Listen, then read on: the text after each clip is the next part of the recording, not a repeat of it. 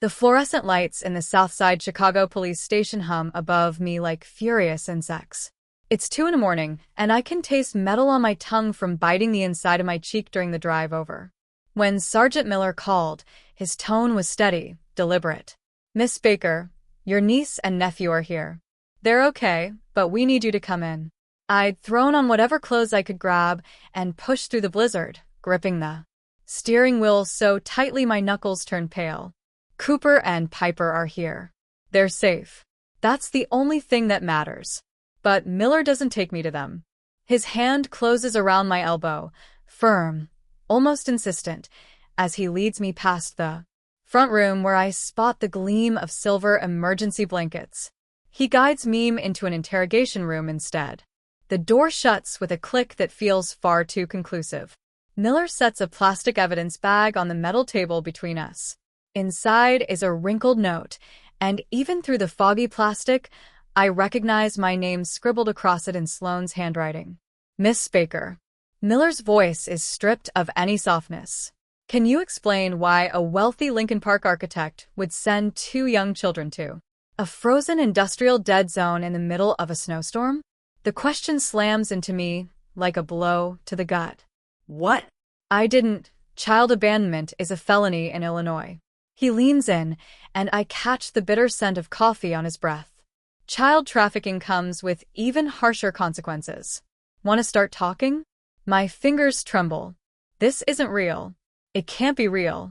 There's been a mix-up, I manage, though the words feel tight and thin.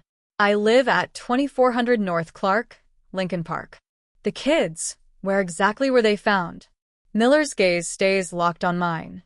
2400 South Clark Street, an empty industrial complex during an active blizzard alert, wearing summer clothing.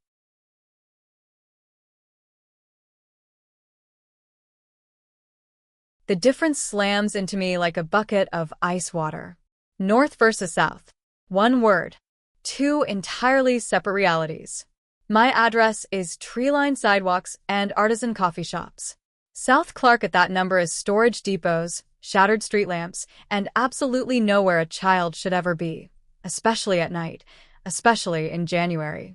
I have to pause, inhale. I told my sister no. I emailed her. I can prove it. Miller folds his arms. "People fire off emails to create alibis all the time, Ms. Baker. You'd be amazed how often we see it. 12 hours ago, I was at my drafting desk, sprinting against a deadline that could make or break my entire career. The city park proposal. 3 years of effort, distilled into one last presentation due Monday morning. When Sloane called, I was buried in elevation sketches. "Ren, thank God you picked up." Her voice carried that frantic tilt I've learned to recognize. "I need you to take Cooper and Piper tonight. Preston surprised me with a trip to Aspen, and we're wheels up in 2 hours." "I can't. I told you last week I have that submission due. This matters, Ren. Family matters." The old guilt tried to rise, scraping at my throat, but I forced it down. "I will not be home tonight. Do not bring them to my place. I will not answer the door." I'd hung up and immediately sent an email at 3:30 p.m., just to be explicit. Just to have a record. "I will not be home. Do not bring them. I will not open the door." Now Miller is staring at me like I'm lying. Like I'm someone who would put children in danger. "That email could have been written afterward," he says. "Or maybe you changed your mind and panicked when they never arrived. Can I see them?" My voice fractures. "Please." I need to know they're safe. Something in Miller's face alters. Maybe it's the raw edge in my words. Or maybe he's simply giving me enough rope to hang myself. He rises. "Come with me." I shove my chair back and trail him down the corridor to a dim observation room. Through the one-way glass, I see them. Cooper is wrapped in one of those silver emergency blankets, the kind runners wear. He's trembling so violently I can see it even from here, his whole frame jerking with cold or shock, maybe both. Piper sits beside him, gripping her stuffed bear, her eyes hollow, blank, like she's drifted someplace else entirely. Somewhere her mind had to retreat to survive tonight. My legs fold. I brace myself against the glass. That familiar fog rolls in. The one that's shadowed me for 28 years. The voice that murmurs, "Fix this. Protect Sloan, take the fall. You're the dependable one. That's your role." I could do it. I could tell Miller it was all confusion, that I'd meant to say yes, that the mixed-up address was nothing more than an honest error. I could smooth this over for everyone. Everyone except Cooper and Piper. The Uber driver, Miller says behind me, was told their father would be there waiting. She dropped them at the curb and drove off. I shut my eyes. You should be thanking Mr. Henderson, the night guard at the industrial complex. If he hadn't heard them pounding on his booth, screaming for help. Miller stops, letting the silence speak the rest. You'd be identifying bodies at the morgue right now, Miss Baker. 2 children frozen to death. The color drains from my skin so fast I clutch the windowsill to stay upright. This wasn't an accident. This was deliberate. Sloan knew I'd refused. She'd read that email. I checked, and the read receipt showed 3:47 p.m. She'd opened it, taken in every word, and still she'd done this. Punishment for daring to set a limit. Punishment for putting my career before her convenience. She'd sent them out to die. I turned toward Miller. My hands tremble, but my voice doesn't. I didn't call that Uber. I have the email where I said I wouldn't babysit. I have proof I told her no. I hold his gaze and don't break it. I'm not shielding her this time. The words feel like leaping off a cliff. 28 years. Of conditioning. Of being the dependable daughter. The steady sister. The family fixer. All of it falls away. Miller examines my face for a long beat. Then he gestures back toward the hall. Let's return to the table, Ms. Baker. We'll start from the top. Miller's phone sits on the metal desk between us like a live grenade. You said you can prove you refused. Let's see it. My fingers quake as I unlock my phone, pulling up the email chain. The timestamp stares back at me. 3:30 p.m. read receipt. 3:47 p.m. I slide the phone toward Miller, watching his eyes move across the words I typed. 12 hours ago, back when I still believed a firm boundary might hold. I need to make a call, I say. My voice feels empty. Declan, her husband. He's in Cleveland for a conference. He can confirm I never agreed to any of this. Miller considers me a moment longer, then nods.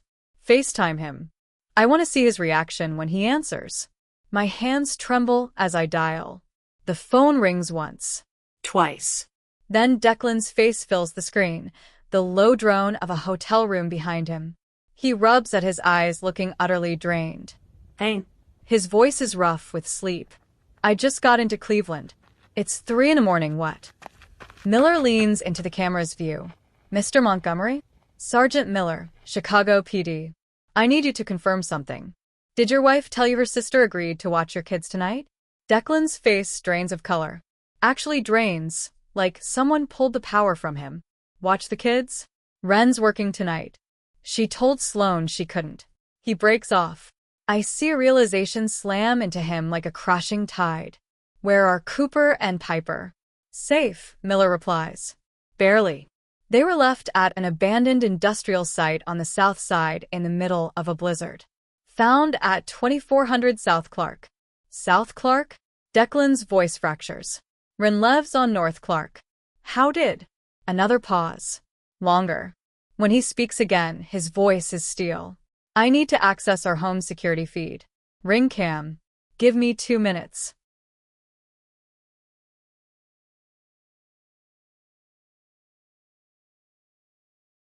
Miller and I sit in the thick silence while Declan digs.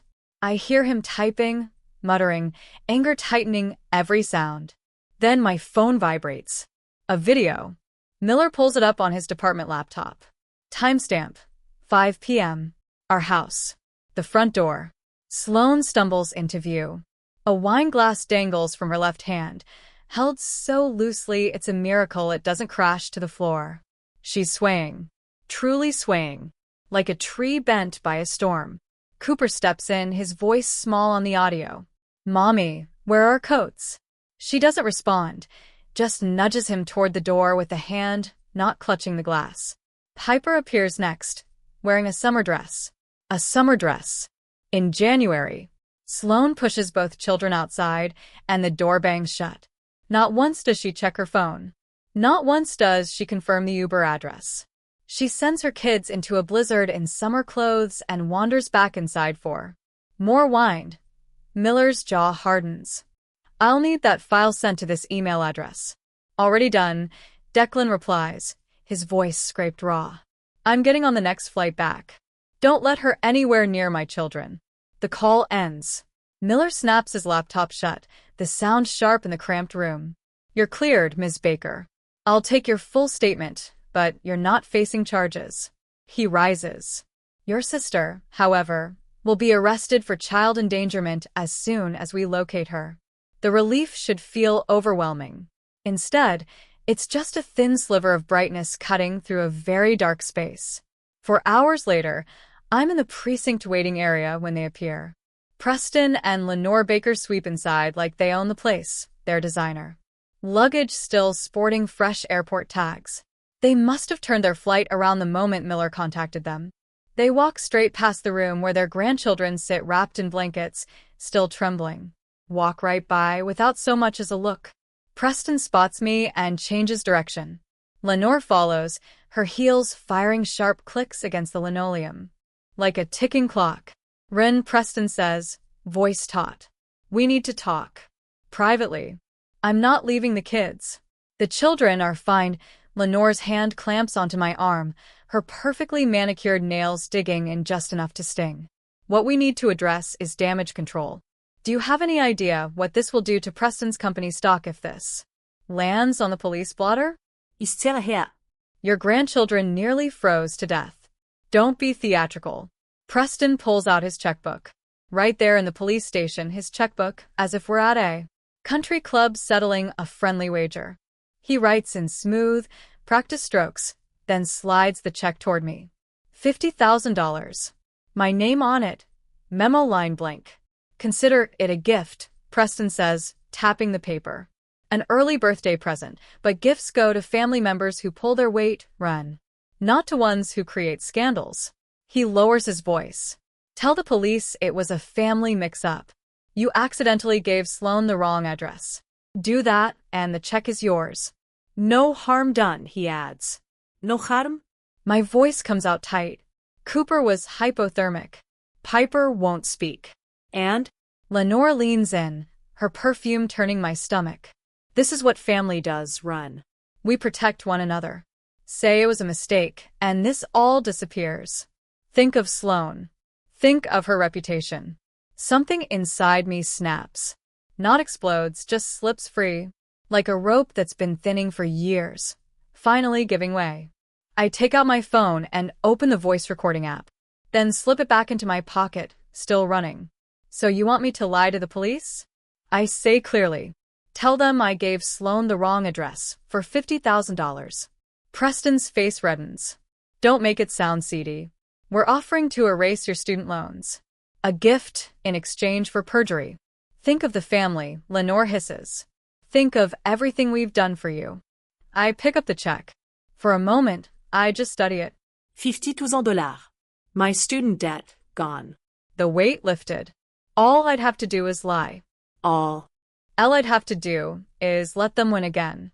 I rip it in two. The sound is startlingly loud in the quiet waiting area.